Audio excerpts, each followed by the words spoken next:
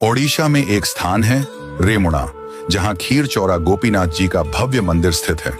वहां रात्रि में ठाकुर जी को 11 मिट्टी के स्कोरों में खीर का भोग लगाया जाता है और भोग लगने के बाद जितने दर्शनार्थी होते हैं सब में वह खीर प्रसाद स्वरूप बांटी जाती है।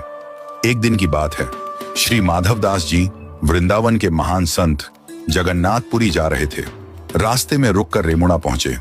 उन्होंने सुना कि यहाँ गोपीनाथ जी को खीर का भोग लगता है, तो रुक गए, शायद कुछ प्रसाद मिल जाए।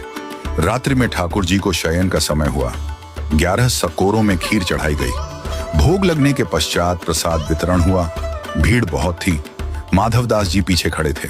प्रसाद भंटते भंटते माधवदास जी तक पहुंचते पहुंचते खीर समाप्त हो गई।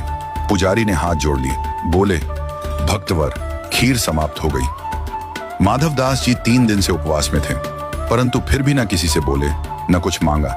मन ही मन बोले, हे जगन्नाथ, आप तो जगत के अन्नदाता कहलाते हैं, पर आज आपके द्वार पर आकर भी अन्न नहीं मिला।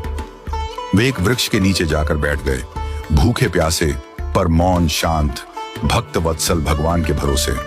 रात्रि में ठाकुर गोपीनाथ जी ने पुजारी को स्वप्न दिया, उठो, एक खीर का सकोरा मैंने बचा कर रखा है, जाओ उसे लेकर माधवदास को दो, वे भूखे हैं। पुजारी चौंक गए, बोले, प्रभु, मैंने तो 11 स्कोरे ही चढ़ाए थे और सब बांट दिए थे। ठाकुर जी मुस्कुराकर बोले, नहीं, 11वां स्कोरा मैंने चुरा लिया था, अपने प्रिय भक्त माधवदास के लिए। पुजारी दौड़े। उन्होंने सचमुच मंदिर में एक स्कोरा पाया, जो अन्य प्रसाद से अलग रखा हुआ था। खीर अब भी गर्म थी, सजीव थी, सजीवता का अनुभव हो रहा था। वे दौड़कर वृक्ष के नीचे पहुंचे, जहां माधवदास जी बैठे थे।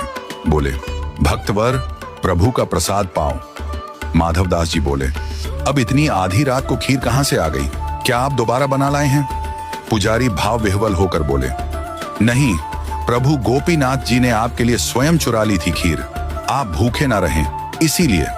यह सुनते ही माधवदास जी प्रेम में झूम उठे। अगली सुबह उन्होंने मंदिर प्रांगण में नृत्य करना प्रारंभ किया। बोल उठे, वहां मेरे ठाकुर, दूसरे भगवानों को लोग चढ़ाते हैं, लेकिन मेरे ठाकुर जी तो चुराते हैं अपने भक्तों के लिए।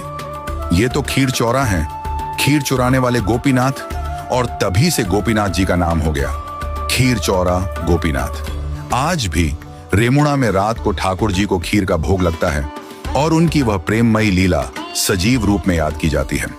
भगवान कभी कभी भक्त के लिए चोर भी बन जाते हैं, क्योंकि उनका धर्म है भक्तों का रक्षक बनना। जो मांगते नहीं वो पाते हैं ठाकुर जी की सबसे गहरी कृपा। बोलिए भगवान जगन्नाथ जी की जय, संत माधवदास जी की जय। जय जय श्री राधे।